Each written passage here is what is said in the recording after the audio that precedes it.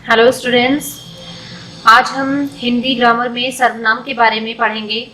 लेकिन सर्वनाम पढ़ने से पहले एक बार हम संज्ञा के बारे में ज़रूर रिपीट करेंगे, क्योंकि पिछली वीडियो हमारी संज्ञा थी, तो संज्ञा के बारे में आप लोगों ने सभी ने पढ़ा था। सर्वनाम को समझने के लिए हमें संज्ञा के बारे में पढ़ना भी जरूरी होता है, क्योंकि सर्वनाम का जो इस्तेमाल होता है वो संज्ञा की जगह पर होता है। तो इसलिए आज हम एक बार सर्वनाम संज्ञा के बारे में रिपीट कर लेते हैं, ताकि सर्वनाम को समझने में आपको आसानी से समझ में आ जाए। संज्ञा किसे कहते हैं?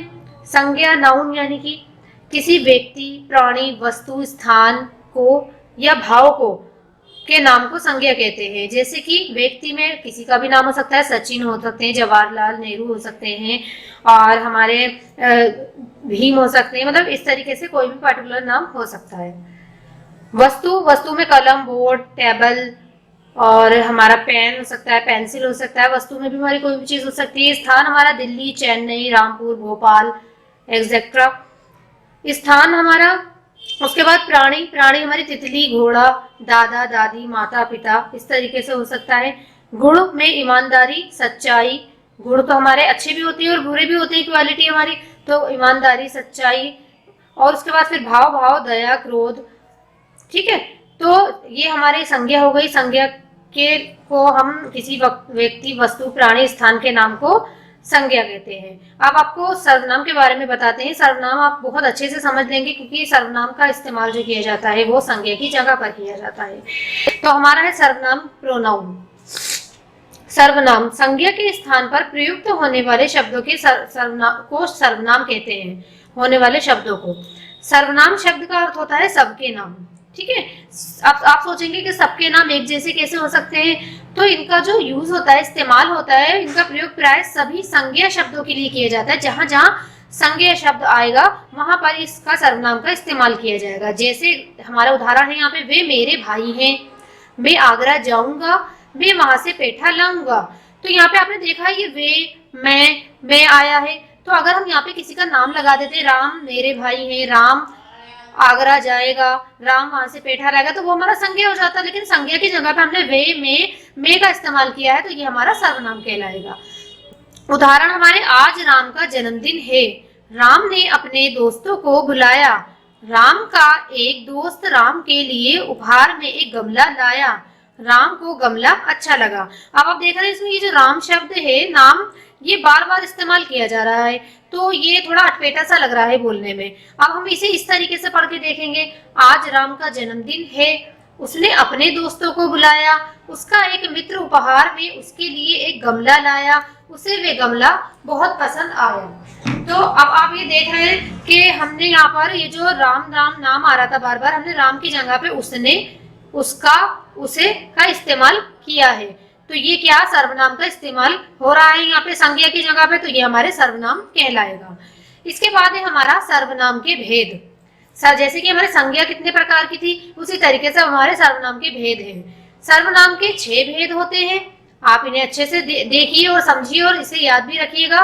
पहला है पुरुषवाचक सर्वनाम, फिर है निश्चयवाचक सर्वनाम, तीसरा अनिश्चयवाचक सर्वनाम, चौथा प्रश्नवाचक सर्वनाम, पांचवा संबंधवाचक सर्वनाम और छठा निजवाचक सर्वनाम। तो अब हम इनके बारे में पढ़ेंगे नीचे कि पुरुषवाचक सर्वनाम किसे कहते हैं, निश्चयवाचक सर्वनाम किसे कहते हैं, अनिश्चयवाचक सर्वनाम किसे कहते हैं, प्रश्नवाचक सर्वनाम किसे कहते हैं। तो पहला है हमारा पुरुषवाचक सर्वनाम।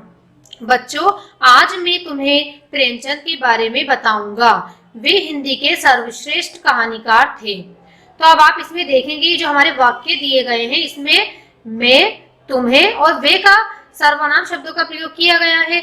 मैं का प्रयोग किसने किया है? बोलने वाले ने, यानी कि वो कह रहा है कि मैं आज तुम्हें पढ़ाऊंगा। ठीक है, और मैं का प्रयोग बोलने वाले ने, तुम्हें का प्रयोग सुनने वाले, यानी कि मैं आज तुम्हें पढ़ाऊंगा। मैं का प्रयोग उन्होंने अपने लिए किया है और तुम्हें का प्रयोग उन्होंने सुनने वाले के लिए किया है, जिन्हें बताया जा रहा है। वे का प्रयोग अन्य व्यक्ति के लिए किया जाता है, वे का प्रयोग अदर व्यक्ति के लिए किया जाता है। ठीक है, जो तीसरा थर्ड पर्सन होता है। ठीक है, समझ आ गया। इसके बाद है हमारा पुरुषवाचक सर्वनाम। 3 प्रकार के होते हैं। पहले हम पुरुषवाचक, ये हमारे सर्वनाम के 6 भेद में पहला था हमारा पुरुषवाचक सर्वनाम। पुरुषवाचक सर्वनाम के भी 3 भेद होते हैं, 3 प्रकार होते हैं। वो है हमारा, पहला है उत्तम पुरुषवाचक सर्वनाम, दूसरा है मध्यम पुरुषवाचक सर्वनाम और तीसरा है हमारा अन्य पुरुषवाचक सर्वनाम। तो हमारा पहला हमने पढ़ा है पुरुषवाचक सर्वनाम जो 3 प्रकार के होते हैं। पहला उसका है उत्तम पुरुषवाचक सर्वनाम, यानी कि फर्स्ट पर्सन। बोलने वाला अपने लिए जिन सर्वनाम शब्दों का प्रयोग करता है उसे उत्तम पुरुषवाचक सर्वनाम कहते हैं। यानी कि बोलने वाला, जैसे कि मैं बोल रही हूँ, तो मैं जिन शब्दों को अपने लिए जिन शब्दों का इस्तेमाल करूंगी उन्हें हम, जिन सर्वनाम शब्दों का इस्तेमाल करूंगी उन्हें हम उत्तम पुरुषवाचक कहेंगे। जैसे मैं कक्षा में प्रथम आई, मैंने गुरुजी के चरण छुए, मुझे पुरस्कार मिला। तो आप देख सकते हैं यहाँ पे मैंने, मुझे सर्वनाम शब्द का हमने इस्तेमाल किया है। तो ये मैंने किसके लिए किया है? अपने लिए किया है। ठीक है। बोलने वाला, यानी कि मैं बोल रही हूँ, तो बोलने वाला जब अपने लिए मैंने, मुझे का इस्तेमाल करता है सर्वनाम शब्दों का, तो वो क्या कहलाता है? उत्तम पुरुषवाचक सर्वनाम कहलाता है। ठीक है। फिर इसके बाद है हमारा मध्यम पुरुषवाचक सर्वनाम। ठीक है। मध्यम पुरुषवाचक सर्वनाम यानी कि सेकंड पर्सन। ठीक है। बोलने वाला सुनने वाले के लिए जिन सर्वनाम शब्दों का प्रयोग करता है उन्हें मध्यम पुरुषवाचक सर्वनाम कहते हैं। बोलने वाला सुनने वाले के लिए सर्वनाम, यानी कि मैं बोल रही हूँ तो आप सुन रहे हैं, तो आपके लिए जो सर्वनाम शब्दों का इस्तेमाल किया जाएगा उसे हम मध्यम पुरुषवाचक सर्वनाम कहेंगे, यानी सेकंड पर्सन। जैसे इसका जो मैंने है, ये मैंने एरो बना रखा है, इसका वाला जो हमारा उदाहरण है वो ये है। माँ ने विनय से कहा तुम बाहर जाओ, मैं तुम्हारे लिए गाजर का हलवा बनाती हूँ। तो माँ ने किससे कहा है? अपने लड़के से, विनय से। तो ये देखिए यहाँ पे हमने सर्वनाम शब्दों का इस्तेमाल किया है, तुम का और तुम्हारे का। तो ये सुनने वाले के लिए हुआ, क्योंकि सुन कौन रहा है जब माँ कह रही है? तो विनय सुन रहा है। ठीक है। लेकिन कभी कभी हम आपका भी, तुम और तुम की जगह पे हम आपका भी इस्तेमाल कर सकते हैं अगर कोई हमसे बड़ा है। यानी अगर विनय माँ से कहता तो हम वहां पे आपका इस्तेमाल करते। ठीक है। तो अब इसके बाद है हमारा थर्ड अन्य पुरुषवाचक सर्वनाम, यानी कि अदर पर्सन। ठीक है। बोलने वाला जिसके बारे में बात कर रहा है उनके लिए प्रयोग किए गए सर्वनाम शब्दों को अन्य पुरुषवाचक सर्वनाम कहलाते हैं। यानी कि मैं बोलने वाला, अगर मैं आपके नहीं, मैं किसी तीसरे थर्ड पर्सन के लिए कुछ कह रही हूँ तो वो अन्य पुरुषवाचक सर्वनाम कहलाएंगे। देखिए उसके उदाहरण देखते हैं हम। इसका उदाहरण ये रहा, जो लड़का सामने खड़ा है वह बहुत शरारती है, कल उसे चोट लगी, उसके हाथ में पट्टी बंधी है। तो ये किसके बारे में बात हो रही है? थर्ड पर्सन, यानी अदर पर्सन के बारे में। जैसे वह, उसे और उसके, ये सर्वनाम शब्द का जो हमने इस्तेमाल किया है वो किसके लिए किया है? हमने किया है वो अदर पर्सन के लिए। अगर हम इसको ये कहते हैं इस तरीके से, जो लड़का सामने, राम सामने खड़ा है, राम बहुत शरारती है, तो वो तो हमारा संज्ञा आ जाता। लेकिन हमने संज्ञा की जगह सर्वनाम का इस्तेमाल किया है, और करा किसके लिए? हमने अदर पर्सन के लिए। ना मैं अपने लिए कह रही हूँ, ना मैं आपके लिए कह रही हूँ। मैं एक अदर पर्सन जो है, थर्ड पर्सन, मैं उसके लिए बोल रही हूँ, तो इसलिए हमने वह, उसे, उसके का सर्वनाम का इस्तेमाल किया है। तो ये हमारा क्या कहलाएगा? अन्य पुरुषवाचक सर्वनाम कहलाएगा। आगे समझ सबको। इसके बाद फिर हमारा वही आ जाता है, सर्वनाम के पहला भेद था हमारा पुरुषवाचक सर्वनाम। अब हमारा सेकंड है हमारा दूसरा निश्चयवाचक सर्वनाम। निश्चय का मतलब क्या होता है? फिक्स्ड, कोई चीज फिक्स्ड है। जैसे उदाहरण हमारा है, प्रसाद के लड्डू ये हैं, इन्हें मत छूना, वे मेरी पुस्तक है, यह मेरा घर है। तो ये चीज आप समझ सकते हैं यहाँ पर। ये जो यहाँ पे ये, वे है, इन्हें का आया है, तो ये तो हमारे सर्वनाम शब्द है। ठीक है। लेकिन फिक्स्ड, प्रसाद के लड्डू ये हैं, लड्डू ये हैं, ये फिक्स्ड है यहाँ पर कि लड्डू है यहाँ पर। ठीक है। फिर है उन्होंने, वे मेरी पुस्तक है। ठीक है। तो ये भी फिक्स है कि ये पुस्तक यहाँ पर है। वे मेरा घर है, ये भी फिक्स है कि घर है। तो ये हमारा निश्चयवाचक सर्वनाम कहलाएगा, जो चीज फिक्स्ड है। ठीक है। इसके बाद है हमारा अनिश्चयवाचक सर्वनाम, यानी कि अनफिक्स, जो चीज फिक्स्ड ना हो। इसका उदाहरण पढ़ते हैं हम। दरवाजे पर कोई खड़ा है, दूध में कुछ गिर गया है। तो देख सकते हैं आप यहाँ पे, यहाँ कोई और कुछ का इस्तेमाल, सर्वनाम शब्द का जो इस्तेमाल किया गया है। तो दरवाजे पर कोई खड़ा है, यानी हम इस बात के लिए कंफर्म नहीं है कि दरवाजे पे कौन खड़ा है। तो इसलिए हमारा क्या है? अनिश्चयवाचक सर्वनाम। दूध में कुछ गिर गया, ये नहीं पता दूध में क्या गिरा है, क्योंकि ये फिक्स नहीं है कि दूध में क्या गिरा है, इसलिए ये अनिश्चयवाचक सर्वनाम कहलाएगा। ठीक है।